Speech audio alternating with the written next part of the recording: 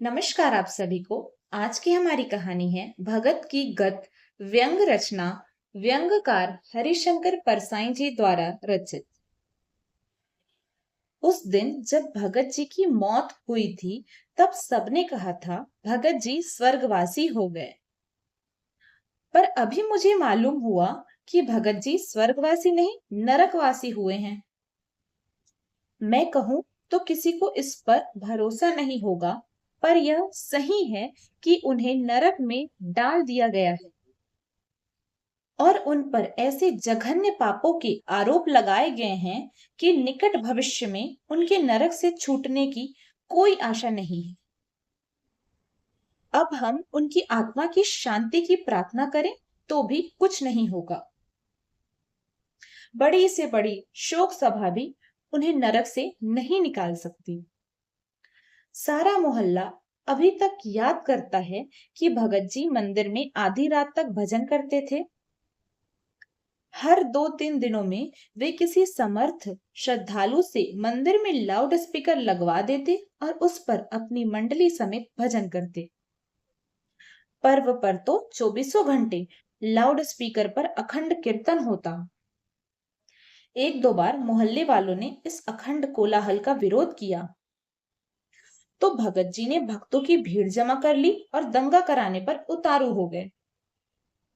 वे भगवान के loud speaker पर प्राण देने और प्राण लेने पर तुल गए थे। ऐसे ईश्वर भक्त जिन्होंने अरबों बार भगवान का नाम लिया, नरक में भेजे गए। और अजामिल जिसने एक बार भूल से भगवान का नाम ले लिया था, अभी भी स्वर्ग के मजे लूट रहा है, अंधेर कहाँ नहीं है। भगत जी बड़े विश्वास से उस लोक में पहुंचे। बड़ी देर तक यहाँ वहां घूमकर देखते रहे। फिर एक फाटक पर पहुंचकर चौकीदार से पूछा, स्वर्ग का प्रवेश द्वार यही है ना? चौकीदार ने कहा, हाँ यही है। वे आगे बढ़ने लगे तो चौकीदार ने रोका। प्रवेश पत्र यानी टिकट दिखलाइए पहले। भगत जी को क्रोध आ गया। बोले, मुझे भी टिकट लगेगा यहाँ? मैंने कभी टिकट नहीं लिया। सिनेमा मैं बिना टिकट देखता था और रेल में भी बिना टिकट बैठता था। कोई मुझसे टिकट नहीं मांगता। अब यहाँ स्वर्ग में टिकट मांगते हो? मुझे जानते हो? मैं भगत जी हूँ। चौकीदार ने शांति से कहा, होंगे, पर मैं बिना टिकट के नहीं जाने दूंगा। आप पहले उस दफ्तर में जाइए, वहां आपके पाप पुण्य का हिसाब होगा और तब आपको टिकट मिलेगी। भगत जी उसे ठेलकर आगे बढ़ने लगे। तभी चौकीदार एकदम पहाड़ सरीखा हो गया और उसने उन्हें उठाकर दफ्तर की सीढ़ी पर खड़ा कर दिया। भगत जी दफ्तर में पहुंचे। वहां कोई बड़ा देवता फाइलें लिए बैठा था। भगत जी ने हाथ जोड़कर कहा, आहा, मैं पहचान गया, भगवान कार्तिकेय विराजे हैं। फाइल से सिर उठाकर उसने कहा, मैं कार्तिकेय नहीं हूं, झूठी चापलूसी मत करो। जीवन भर वहां तो कुकर्म करते रहे हो और यहाँ आकर हे करते हो। नाम बताओ। भगत जी ने नाम बताया, धाम बताया। उस अधिकारी ने कहा, तुम्हारा मामला बड़ा पेचीदा है। हम अभी तक तय नहीं कर पाए कि तुम्हें स्वर्ग दें या नरक। तुम्हारा फैसला खुद भगवान करेंगे। भगत जी ने कहा, मेरा मामला तो बिल्कुल सीधा है। मैं 16 आने धार्मिक आदमी हूँ। नियम से रोज भगवान का भजन करता रहा हूँ। कभी झूठ नहीं बोला, कभी चोरी नहीं की। मंदिर में स्त्रियां आती थी, पर मैं सबको माता समझता था। मैंने कभी कोई पाप नहीं किया। मुझे तो आंख मूंद कर आप स्वर्ग भेज सकते हैं। अधिकारी ने कहा, भगत जी, आपका मामला उतना सीधा नहीं है जितना आप समझते हैं। परमात्मा खुद उसमें दिलचस्पी ले रहे हैं। आपको मैं उनके सामने हाजिर किए देता हूँ। एक चपरासी भगत जी को भगवान के दरबार में ले चला। भगत जी ने रास्ते में ही स्तुति शुरू कर दी। जब वे भगवान के सामने पहुंचे तो बड़े जोर जोर से भजन गाने लगे।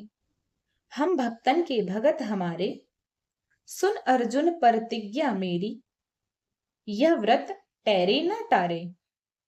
भजन पूरा करके गदगद वाणी में बोले, आहा, जन्म जन्मांतर की मनोकामना आज पूरी हुई है। प्रभु, अपूर्ण रूप है आपका। जितनी फोटो आपकी संसार में चल रही है उनमें से किसी से नहीं मिलता। भगवान स्तुति से बोर हो रहे थे, रुखाई से बोले, अच्छा अच्छा, ठीक है, अब क्या चाहते हो सो बोलो। भगत जी ने निवेदन किया, भगवान आपसे क्या छिपा है, आप तो सबकी मनोकामना जानते हैं। कहाँ है राम झरोखा, बैठ के सबका मुजरा ले, जाकी जैसी चाकरी ताको तैसा दे। प्रभु, मुझे स्वर्ग में कोई अच्छी सी जगह दिला दीजिए। प्रभु ने कहा, तुमने ऐसा क्या किया है जो तुम्हें स्वर्ग मिले?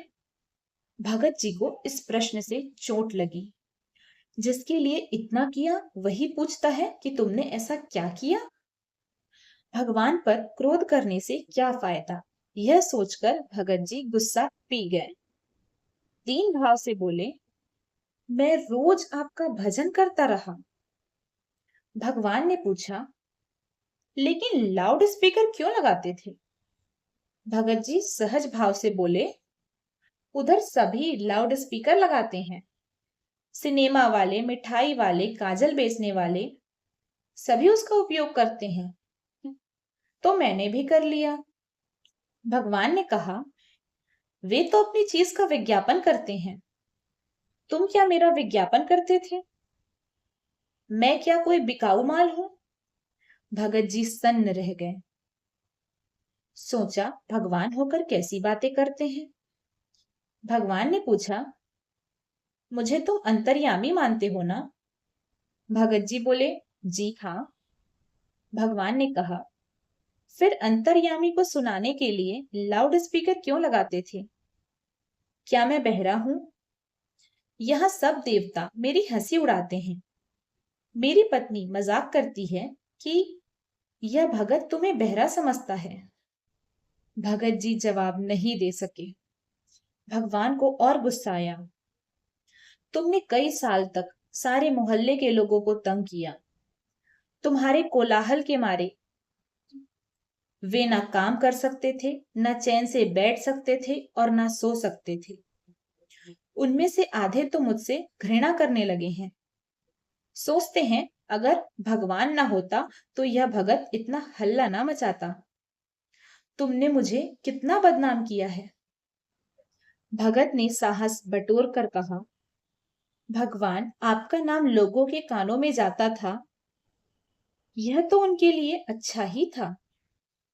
उन्हें अनायास पुण्य मिल जाता था। भगवान को भगत की मूर्खता पर तरस आया। बोले, पता नहीं यह परंपरा कैसे चली कि भक्त का मूर्ख होना जरूरी है। और किसने तुमसे कहा कि मैं चापलूसी पसंद करता हूँ? तुम क्या यह समझते हो कि तुम मेरी स्तुति करोगे तो मैं किसी बेवकूफ अफसर की तरह खुश हो जाऊंगा? मैं इतना बेवकूफ नहीं हूं, भगत जी, कि तुम जैसे मूर्ख मुझे चला ले। मैं चापलूसी से खुश नहीं होता, कर्म देखता हूँ। भगत जी ने कहा, भगवान, मैंने कभी कोई कुकर्म नहीं किया। भगवान हंसे, कहने लगे, भगत, तुमने आदमियों की हत्या की है। उधर की अदालत से बच गए पर यहाँ नहीं बच सकते। भगत जी का धीरज अब छूट गया। वे अपने भगवान की नियत के बारे में शंकालु हो उठे। सोचने लगे, यह भगवान होकर झूठ बोलते हैं। जरा तैश में कहा, आपको झूठ बोलना शोभा नहीं देता।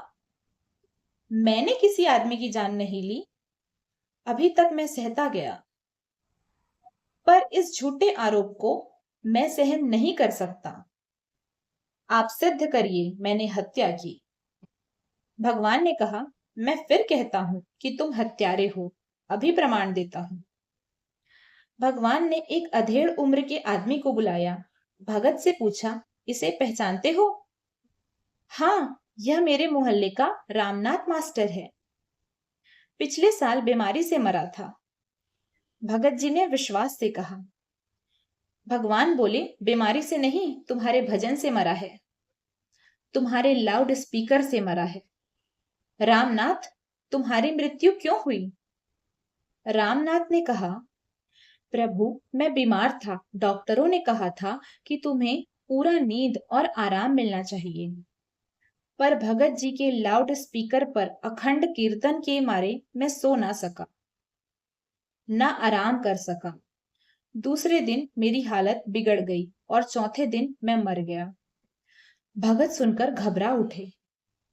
तभी एक 20-21 साल का लड़का बुलाया गया। उससे पूछा, सुरेंद्र, तुम कैसे मरे? मैंने आत्महत्या कर ली, उसने जवाब दिया। आत्महत्या क्यों कर ली थी? भगवान ने पूछा। सुरेंद्र ने कहा, मैं परीक्षा में फेल हो गया था। परीक्षा में फेल क्यों हो गए थे? भगत जी के लाउड स्पीकर के कारण मैं पढ़ नहीं सका। मेरा घर मंदिर के पास ही है ना। भगत जी को याद आया कि इस लड़के ने उनसे प्रार्थना की थी कि कम से कम परीक्षा के दिनों में लाउड स्पीकर मत लगाइए। भगवान ने कठोरता से कहा, तुम्हारे पापों को देखते हुए मैं तुम्हें नरक में डाल देने का आदेश देता हूँ। भगत जी ने भागने की कोशिश की, पर नरक के डरावने दूतों ने उन्हें पकड़ लिया। अपने भगत जी, जिन्हें हम धर्मात्मा समझते थे, नरक भोग रहे। धन्यवाद।